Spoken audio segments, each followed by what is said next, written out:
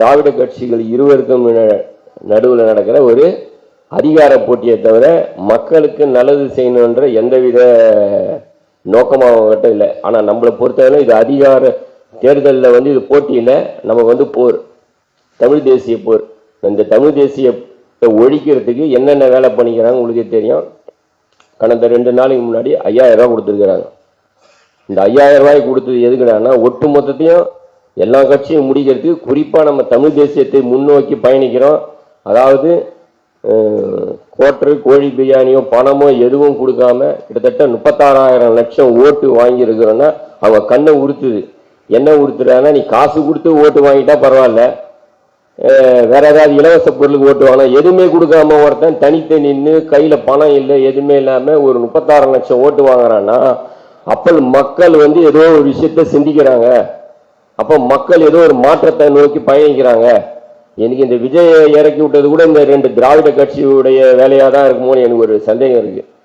ஏன்னா இவங்களுடைய சிந்தனை அப்படிதான் இருக்குது. எதுவுமே இல்லாம ஒருத்தன் வந்து 36 லட்சம் ஓட்டு வாங்கினா மக்கள் யோசிப்பாங்க, இத்தனை கோடி ஒரு அதிகாரத்துல 50 ஆண்டுகளாம அதிகாரத்தில் இருந்த ஒரு அரசியல் கட்சி, அதுக்கப்புறம் ஒரு 40 வருஷம் அதிகாரத்துல இருந்து ஒரு அரசியல் கட்சி, 2 அரசியல் கட்சியும் யோசிக்குது. எதுவுமே நம்ம கூட இத்தனை கோடியை நம்ம கொட்டி கொடுத்தா நம்ம இவ்வளவு ஓட்டு தான் வாங்க முடியுது, ஒண்ணுமே இல்லாம ஒருத்தர் வந்து 36 லட்சம் ஓட்டு வாங்கினா அப்ப மக்கள் ஏதோ ஒரு மனநிலைக்குள்ள இருக்கிறாங்க. அப்ப அந்த மக்கள் கிட்ட இருக்கிற அந்த மனநிலையை உடைக்கணும். அதை உடைக்கிறதுக்கு என்ன பண்ணணும், அதுக்குதான் இப்ப நம்மளுக்கு கொடுத்துருக்கிற இந்த இலவச திட்டமும் பிளஸ் இந்த 5000 ரூபாய். நம்ம எப்படி மக்கள் கிட்ட போய் பிரச்சாரம் பண்ணணும்னா, 5000 ரூபாய் வாங்கிட்டீங்க, கருவில் இருக்கிற குழந்தைய கூட கடனாளி ஆகணும் இந்த திராவிட கட்சியுடைய முதல் வெற்றி. அதுதான் நம்ம மக்கள் கிட்ட போய் சொல்லணும். ஏன்னா வந்து நான் வந்து கிட்டத்தட்ட ஒரு 10 வருஷமா செய்தித்தாளை சேகரிச்சிருக்கிறேன். அதில் போன 2021 தேர்தலுக்கு முன்னாடி அவர் எடப்பாடி பழனிசாமி அவர் இருக்கும்போது அவர் சொல்றாரு, மு.க. ஸ்டாலின் ஒவ்வொரு தலையிலும் 4.5 லட்சம் கோடி வந்து தமிழ்நாட்டின் கடன், அந்த 4.5 லட்சம் கோடி தமிழ்நாட்டுடைய கடன்ல வந்து ஒவ்வொரு தலையில வந்து 50,000 ரூபாய் வந்து நிற்கிது. இதுக்கு எடப்பாடி பழனிசாமி என்ன சொல்ல போறாருன்னு சொல்றாரு. அதாவது ஒட்டுமொத்த தமிழ்நாட்டின் ஒட்டுமொத்த கடனை 2021 வெறும் 4.5 லட்சம் கோடி, ஆனா இவங்க ஆட்சிக்கு வந்து இப்போ 5 லட்சம் கோடி. ஸோ இதை பார்க்கும்போது கிட்டத்தட்ட 3 லட்சம் ரூபாய் வந்து ஒரு ஆள் தலை மேல வருது, கணக்கு புள்ளி விவரப்படி. அண்ணன் கூட சமீபத்தில் சொன்னாரு, பல லட்சம் வந்து ஒவ்வொரு தலை மேலேயும் வந்து கடன் சுமையா மாறுது. இதை மக்கள் கிட்ட எதுவுமே பேசணும். 2வது விஷயம், அந்தந்த பகுதியில் இருக்கிற வந்து பிரச்சனையை பேசணும், பொதுமக்களுடைய பிரச்சனையை. சமீபத்தில் ஒரு 2 மாசத்துக்கு முன்னாடி இந்த பகுதியில் இருக்கிற காற்றுணை தர குறியீடு போட்டிருந்தாங்க.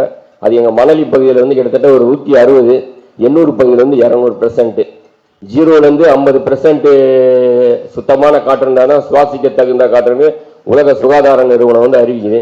அப்ப 200னா எந்த நிலையில இருக்குது இந்த வட சென்னை பகுதியில பாருங்க. அப்ப நம்ம அவங்ககிட்ட அதான் போய் சொல்றோம், திராவிட கட்சி கொடுக்குற இந்த 500 ரூபாயை வச்சு, இந்த 5000 ரூபாயை வச்சு இந்த காற்று மாசுனால ஏற்படும் சுவாச கோளாறு, டிபி, ஆஸ்மா, கேன்சர் இதை நிவர்த்தி செஞ்சுக்க முடியுமா? இல்ல மழை நேரத்துல மழை வெள்ளத்துல வர வீட்டுல வந்து தண்ணி வருது, கழிவு நீர் வருது, இதை இந்த 5000 ரூபாயை வச்சு செயல்படுத்திக்க முடியுமா அப்படின்னு மக்கள் நீங்க தான் யோசிக்கணும். இந்த 5000 ரூபாய் எதுக்கு தரேன்னா, அடுத்தது நீங்க 5 வருஷம் பேசக்கூடாது, ஒரு வருஷத்துக்கு 1000 ரூபாய் கணக்கு போட்டு 5000 ரூபாய் கொடுத்துருக்கிறாரு. அவர் மீண்டும் வந்தா கொடுப்பாரா கொடுக்க மாட்டாரான்றதெல்லாம் அப்புறம். அவர் கொடுத்தது காரணம் தான். திருப்பி என்ன கேள்வி கேட்கக்கூடாது, நான் எவ்வளவுனா சுரடிப்பேன், எவ்வளவுனா கொள்ள அடிப்பேன், நீ எதுவும் கேள்வி கேட்கக்கூடாது. ஏன்னா நான் தினம் என்ன பண்ணுறேன்னா, வாட்ஸ்அப்ல ஏதாவது ஒரு பதிவு போடுவேன். ஏன்னா ஏதாவது நம்ம கட்சிக்கும் போடுவேன், குரூப்ல இருக்கிறாங்க, வெளிநபருக்கும் போடுவேன். என்னுடைய விஷயம் என்னடானா, இந்த 2 திராவிட கட்சி ஓட்டு போகக்கூடாது. ஏதாவது ஒரு விஷயத்த மக்கள்கிட்ட வந்து செய்தித்தாள்ல இருந்து எடுத்து போட்டுக்கினே இருக்கிறது. ஏன்னா இவங்க 2 திராவிட கட்சியை ஒழிச்சு கட்டதான் நம்மளுடைய முதல் பணி. தமிழ் தேசியத்தை நிலைநாட்டனா இந்த 2 திராவிட கட்சியை ஒழிக்கணும். இந்த 2 திராவிட கட்சியை ஒழிக்கணும். அண்ணன் சொல்றாம நம்மளே தலைவர் அண்ணன் சொன்னாங்க, நம்மளே ஊடகமா மாறணும். அப்ப நம்மளே ஊடகமா மாறணும். நம்ம கிட்ட ஒரு கைபேசி தான், நமக்கு வந்து எந்த ஒரு தொலைக்காட்சியோ நம்மள தொலைக்காட்சி வெளிச்சமோ நம்ம சொல்ற கருத்து மக்கள் கிட்ட போவாது. அன்னைக்கு கூட அண்ணன் சொல்றாரு, ஒரு மிகப்பெரிய ஒரு ஆர்ப்பாட்டத்தில் போய் அண்ணன் போய் கலந்துக்கிறாரு. ஆனா அதை காட்டில விஜயுடைய பொதுக்கூட்ட மாநாட்டு மேடையோட ஏற்பாட்டை பத்தி காட்டுறாங்க. அதான் கேட்கற, இவ்வளவு பெரிய பிரச்சனை நடக்குது, நாங்க பேசுறோம், மக்கள் போராட்டம் நடத்துறாங்க, அதெல்லாம் காட்ட மாட்டீங்க. அவர் வந்து ஒரு மாநாட்டு விஷயத்தை பார்த்தா ஏன் இவ்வளவு முக்கியத்துவம் கொடுங்க கேட்கிறாரு. அந்த மாதிரி நம்மளை வந்து தமிழ் தேசியத்தை நோக்கி பயணிக்கிறதுனால நம்மளை யாரும் காட்ட மாட்டாங்க. நம்மளே ஊடகமாகவும் நம்ம கைபேசி ஒரு ஊடக கருவியாகவும் மாத்திக்கின்னு தினம் ஏதாவது ஒரு விஷயத்து மக்களுக்கு ஏதாவது ஒரு செய்தித்தாள் ஒரு அன்றாட நிகழ்ச்சி, அன்றாட ஏதாவது என்ன செய்தி நடக்குது மக்களுடைய பிரச்சனை, அதை எடுத்து போட்டுக்கிட்டே இருக்கிற இதான் இது என்னுடைய என்ன சொல்றது, இது எனக்கு தெரிஞ்சு ஒரு சிறு சிந்தனையா இருக்குது. ஏதாவது ஒரு மக்கள் கிட்ட ஏதோ ஒரு சிந்தனை எதுவும் சேர்த்துக்கிட்டே இருக்கணும். ஏன்னா தேர்தல் அன்னைக்கு வருவாங்க, அடுத்த நாள் இவங்க வரமாட்டாங்க அப்படின்ற சிந்தனையோட ஏதோ ஒரு விஷயத்தை இவங்க சொல்லிக்கிட்டே இருக்கிறாங்க. என்ன விஷயம் சொல்றாங்க பாருங்க. ஒரு நேரத்துக்கு கடந்த உடனே அவங்க பார்ப்பாங்க, அவங்க சொல்றது கரெக்டா தான் இருக்குது, அவங்க வந்து மாற்று சிந்தனையோ மாற்று கருத்து எதுவும் சொல்ல அப்படின்ற அவங்களுக்குள்ள ஒரு சிந்தனை ஏற்படுத்தணும். அப்போ இப்போ இதே மாதிரி தொடர்ந்து போறாங்க. நாளைக்கு எலெக்ஷன் வருது. இப்போ இந்த மாதிரி சொல்றாங்க, ஏங்க நீ ஏங்க அந்த கட்சிக்கெல்லாம் போறீங்க, அந்த நாம் தமிழர் கட்சிக்கு போடுங்க, இவங்க எல்லாம் திருட்டு பசங்க ஏங்க சொல்லி இப்போ. ஏன்னா வாக்கு செலுத்துறது சில பேர் நேரடியாக போய் வாக்கு செலுத்துவாங்க தேர்தல் பூத்தில், அவங்களுக்கு பிடிச்ச கட்சி. சில பேர் வீட்டில் இருக்கிறவங்க கேட்பாங்க, எந்த கட்சிக்கு நான் வாக்கு செலுத்தோம், மாமா கிட்ட கேட்பாங்க, வீட்டில் தம்பி கிட்ட கேட்பாங்க, இல்லை யாரோ ஒருத்தங்கிட்ட உறவினர் கிட்ட கேட்பாங்க, என்ன நீ ஓட்டு யாருக்கு போடலான்னு கேட்பாங்க.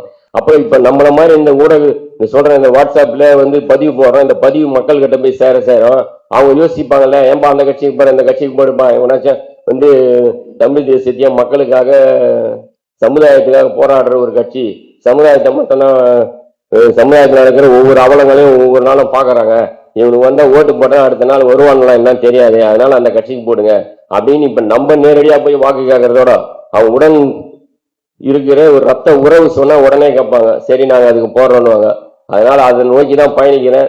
ரெண்டாவது, இந்த திருவத்தூர் சட்டமன்ற தொகுதி வரும்போது நம்மளுக்கு பெரிய ஒரு போர்க்களமா இருக்கும்னு நினைக்கிறேன். ஏன்னா அவ்வளவு திராவிட கட்சி அத்தனை ஆயிரம் கோடி செலவு பண்ண தயாரா இருக்குது. இது எல்லாத்தையும் வீழ்த்தி நமது அருமை சகோதரி அக்கா அவங்க சத்யா அவர்களை பெருவாரியான வாக்கு வித்தியாசத்துல வெற்றி அடைய பாடுபடும் என்று இதன் மூலம் நான் கேட்டுக்கிறேன். நன்றி, வணக்கம். நீண்ட நாள் நெடுங்கனவு எனக்கு 60 வயசு முடிஞ்சிருச்சு. ஒரு 30 வருட இயக்கம்.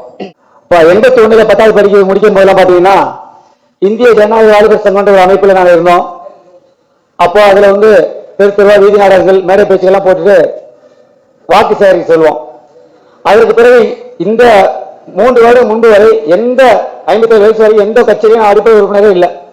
காரணம், நாங்கள் எதிர்பார்த்த கனவு, நாங்கள் எதிர்பார்த்த லட்சியம், நாங்கள் எதிர்பார்க்கின்ற ஆட்சி, இது போன்ற விஷயங்கள் எங்களுக்கு கிடைக்கல, காணல. 1989 90 பாத்தீங்கன்னா ஈழத்துல பிரச்சனை அதிகமா இருக்கும்போது மறைந்த பேராசிரியர் பிரியாதாசன் என்னோட பகுதியில் வாவுசினர்ல இப்ப நம்ம சகோதர சொல்ல நான் சரக்கு அடிப்பேன், அந்த மாதிரி அவர் பச்சை பக்கத்தில் பேராசிரியர். ஆனா அவர் இந்த வாவுசினர்ல நாங்க பொது மேடையில ரோட்ல போடுற மீட்டிங் சாகரிச்ச வீடியோக்கெல்லாம் போட்டு மக்களுடைய பாதிப்பெல்லாம் போட்டு பார்த்து பேசி முடிச்சதும் 2 பாய்ட்டு கிழிச்சு வாரி ஊதி தான் பேச ஆரம்பிப்பார் பஜேதாசன்.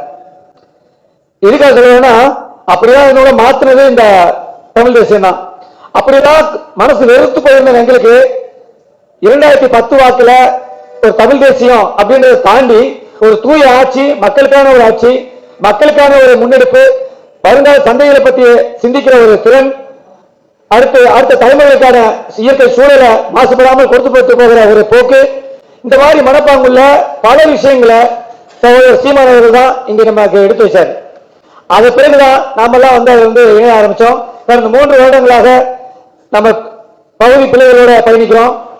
ரொம்ப மகிழ்வா இருக்கு, மன நிறைவா இருக்கு. பொறுப்புகளை தாண்டி நான் சொன்ன பல்வேறு அமைப்புகள்ல பல்வேறு சமுதாய பொறுப்புகளை வகிச்சுட்டா பொறுப்பு போது இல்லையா நீங்க இருக்கணும்னாங்க. ஆனா அது தொடர்ந்து எல்லாம் செயல்பட முடியல. இருந்தாலும் இந்த நிகழ்வு நடக்கிறது மிகப்பெரிய விஷயம், அரிதிலும் அரிது. 2 விஷயத்தை நாங்க குறிப்பிடுறேன், தயவு செஞ்சு உறவுகளை தவிர நினைக்கிறேன்னா, இந்த திருவள்ளூர் தொகுதியை பொறுத்த வரைக்கும் ஒரு சமூகத்தை சார்ந்த உறவுகளுக்கு மட்டுமே இந்த சீட்டு கொடுக்கிறது வழக்கமா இருக்குது. அதாவது நம்ம டிசி விஜயனுக்கு பிறகு வேற பொதுவான நபர்களுக்கு சீட்டு கொடுக்கல. அப்போ நீங்க எப்படி எடுக்கிறாலும் சரி, நிச்சயமா தெரியும் உங்களுக்கு எல்லோரும் மனசுல ஒரு குறை இருக்கு. என்னங்க ஒரு சமயம் ஒரு சாராருக்கே கொடுத்துட்டு இருக்காங்க, எந்த கட்சியா இருந்தாலும், ஏன் பொது ஜனங்கள் இல்லாம அதிகமா இருக்கும் வாக்காளர்கள் ஏன் கொடுக்கல அப்படின்னு ஒரு ஏக்கமும் ஒரு விரக்தி இருந்த நிலையில இன்னைக்கு அன்பு மகள் சத்யாவுக்கு சீட்டு கொடுத்தது மிகப்பெரிய ஒரு கூடுதலான ஒரு பொறுப்பு, சிறப்பு. நீங்க தயவு செஞ்சு அதை புரிஞ்சுக்கணும். ஏன் நான் சொல்ல வரேன்னா, இந்த பகுதியில மக்கள் அதிகப்படியான எதிர்பார்ப்பு இருக்கு, ஒண்ணு. 2வது, இன்னொரு பார்வை இருக்கு சமூகத்துல, பெண்களை எப்போதுமே கவுன்சிலர் மந்திரி வரைக்கும் தேர்ந்தெடுப்பாங்க, ஆனா வீட்டுக்காரங்க அவன் ஆட்சி செய்வான் அப்படின்ற ஒரு போக்கு பரவாயில்ல இருக்கு, உண்மையும் கூடாது. உதாரணத்துக்கு இன்னொரு எடுத்துக்கலாம். ஆனா அந்த நிலை தாம் தமிழர் கட்சியில இல்லைங்கிறத நாம தெளிவா மக்கள் இருந்து சொல்லணும். தயவு செஞ்சு புரிஞ்சுங்க. இந்த மாதிரி விஷயங்களை தெளிவா எடுத்து போய் சேர்க்கணும். முதலாவதாக நம்ம செய்ய வேண்டிய விஷயம், உறுப்பினர் கார்டு இல்லாதவங்க தயவு செஞ்சு உறுப்பினர் கார்டு கொடுங்க. அந்தந்த பகுதியில், குறிப்பா என்னுடைய பகுதியில் கொடுங்க. அந்த கார்டு தவறிடுச்சுன்னு சொல்றாங்க, ஏன்னா அவங்க வந்து எதிர்பார்க்கிறது ஒரே ஒரு புகைப்பட அடையாள அட்டை தான். அந்த அடையாள அட்டை தான் அவங்க மிகப்பெரிய பெருமிதமா நினைக்கிறாங்க. அதை அந்த உறவுகளுக்கு புரிஞ்சுக்கணும். எல்லா பகுதிகளிலும் அந்த அடையாள அட்டை உறுப்பினர் வந்து கொண்டு போய் சேர்த்துக்கணும். ஒண்ணு. ரெண்டாவது, கூச்சமே இல்லாம வீடு வீடா போய் கையெழுந்துவோம். ஏன்னா நாம காசு செலவு பண்ற கட்சி இல்ல. நம்ம பிள்ளைகள் வந்து கட்சியில அவங்க உழைப்ப போட்டு மேலும் தன்னுடைய பொருளாதாரத்தை போட்டுதான் நம்ம உழைச்சிட்டு இருக்காங்க. அப்படி இருக்க பட்சத்தில் பொதுமக்கள் கிட்ட கொண்டு போய் சேர்க்கணும்னா ஒவ்வொரு வீட்டிலையும் ஒவ்வொரு ஆண் பெண் கிட்டையும் பிள்ளைகள்கிட்டையும் இது உங்களுக்கான வேட்பாளர், உங்களுக்கான களம், உங்களுக்காக உழைக்கக்கூடிய கட்சி. இந்த கட்சிக்கு எங்க கிட்ட ஓரளவு தான் எங்களால செய்ய முடியும், பெரிய அளவில் செய்ய முடியாது. அடிப்படையாக துண்டரிக்க ஒரு ஒலி அண்ணன் சொல்லியிருக்காரு. ஏற்கனவே சீமானையா சொல்லியிருக்காரு. என்ன சொல்லியிருக்காங்கன்னா, நம்ம வந்து வாகனத்தை அனுப்புவோம், பெரிய அளவில் வந்து நம்ம வந்து பிரச்சாரம் பண்ணணும். 500 வாகனம் சொல்லியிருக்காரு முதல்ல. இப்ப எப்படின்னு தெரியல. அந்த மாதிரி வாகனங்களுக்கு நம்ம வந்து பணத்தை ரெடி பண்ணணும் நம்ம பகுதியில். அது மட்டும் இல்லாம ஒவ்வொரு வீடு வீடா போய் துண்டறிக்கை கொடுக்கும் போது ரொம்ப சிம்பிள், ரொம்ப வேண்டாம். நாம ஆட்சிக்கு வந்தா என்ன செய்ய போறோம்? 230 வரைவுகள் இருக்கு. அதெல்லாம் படிக்கிறது நேரம் இல்ல.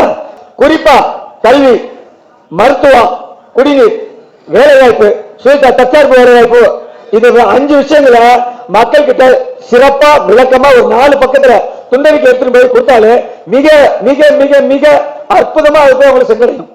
இது ஒரு விஷயம் நம்ம மனசுல வச்சுக்கங்க. ஒவ்வொருத்தரும் புரிஞ்சுக்கங்க. ஒவ்வொரு ஊடகமா மாறணும். சீமாண்ட ஒரு நபர் வந்து எத்தனை வாட்டி கட்டிட்டு இருப்பாரு. அத்தனை தலைவர்கள் வந்து உருவாயிட்டாங்க, நிறைய பேர் உருவாயிட்டாங்க. அப்படி இருக்கிற பட்சத்துல நாம ஒவ்வொரு தொகுதியிலையும் ஒவ்வொரு உறுப்பினர் பேசணும். இப்ப நான் வந்து என்ன சொல்ல கடை வச்சிருக்கேன். வர்றவங்க வந்து நிறைய பேர் எந்த கட்சி எதுவும் பார்க்கவே மாட்டேன்.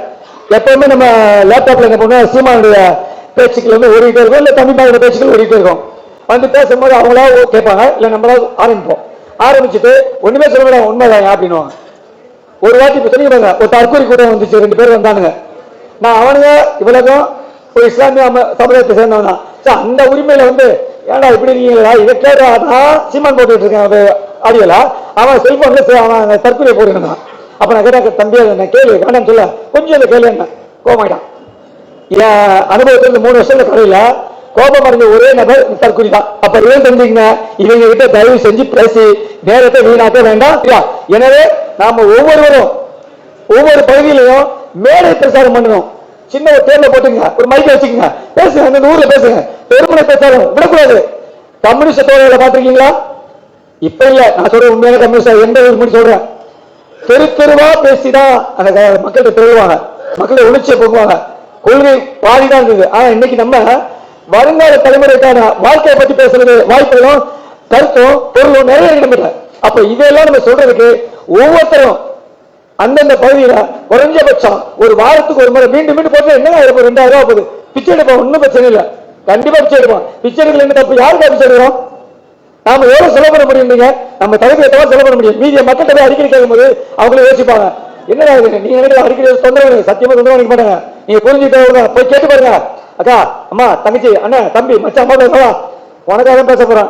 என்கிட்ட காசு ஒரு 50 ரூபா போடுவேன், நீ ஒரு 5 ரூபா 10 ரூபா கொடு. ரொம்ப நேரம் 5 10 வாங்க, உண்டியல் கையில இருங்க, நான் அதை தான் செய்ய போறேன்.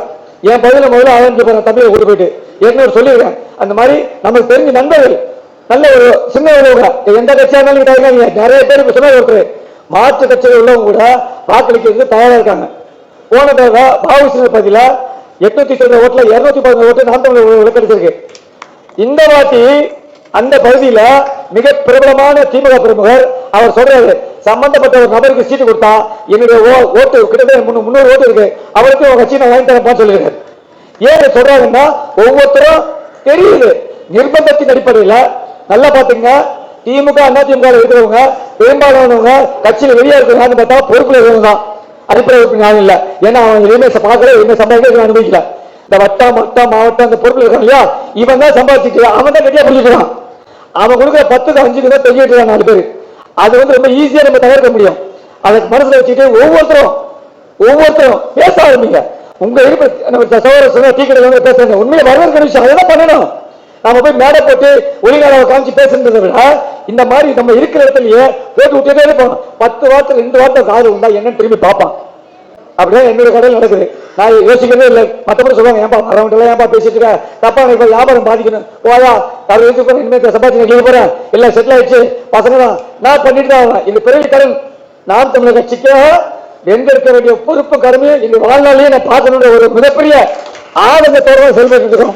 எங்களை போன்ற பல பேர் வயதானவங்க இன்னைக்கு புத்தி மாறி திமுக அண்ணா திமுக கடந்து போய் நொந்து நூலாகி வெளியே வந்து இன்னைக்கு பரவலா இருக்காங்க. குறிப்பா காமராஜர் பகுதியில எல்ஐசியில வேலை செய்யறவங்க குறிப்பிட அவர் கூப்பிட முடியும் மறந்துட்டேன். பக்தவத்தன் சார்ந்து நிறைய பேர் தெரியும் எங்கள் பகுதியில் உங்களுக்கு 75 வயசு பைபாஸ் பண்ணவர். அவர் பாத்தீங்கன்னா டெய்லி என்ன சஞ்சிட்டு போவாரு. ஒரு 3 நாள் வர முடியல முன்னாடி வந்துட்டு இன்னைக்கு தலைவர் அரசு பண்ண என்ன கேட்கிறார் 75 வயசு ஆளு. அவர் சொல்றாரு இந்த மாதிரி இருக்கு சார் இந்த மாதிரி வரணும் நீங்க கண்டிப்பா வரங்க. அதுல எதுக்காக சொல்றேன்னா 75 வயது மதிப்புள்ள ஒரு மனிதனுக்கு இருக்க துடிப்பு ஒவ்வொரு இளைஞருக்கும் இருக்கணும். அதை நீங்க கொண்டு போய் சேர்க்கணும். நம்ம சொல்ல வேண்டிய விஷயம் எங்க ஆட்சியில ரோடு இப்படி இருக்கும், பேருந்து வசதி இப்படி இருக்கும், கல்வி நீர் இப்படி இருக்கும், கொசுத்தல்ல இருக்காது, ஊரு ஊரா இருக்கும், மலை மலையா இருக்கும், வீடு வீடா இருக்கும், நாடு நாடா இருக்கும், நம்ம நம்மளா இருக்கும். அப்படிங்கிற விஷயத்த ரொம்ப ரத்த சுருக்கமா 4 பக்கத்துல அடிச்சு கொடுத்து இதை கொண்டு போய் சேர்த்து ஓடக்கூடாது. மாநாடு முடிஞ்சதும் ஆரம்பிச்சபடி வெற்றிவாகை சுடி நம்ம அன்பு மகள் சத்யாவை கொண்டு போய் இந்த மாதிரி தமிழக பல்வேறு பகுதிகள் எடுத்து போய் சேர்க்கிற வரைக்கும் நம்முடைய உழைப்பு அதிராமல் இருக்கணும்னு சொல்லி கேட்டுட்டு ஒவ்வொருவரும் பேச ஆரம்பிங்க. தயவு செஞ்சு பேச ஆரம்பி கேட்டு வாய்ப்பு நன்றி விடுகிறேன். வாழ்த்துக்கள்.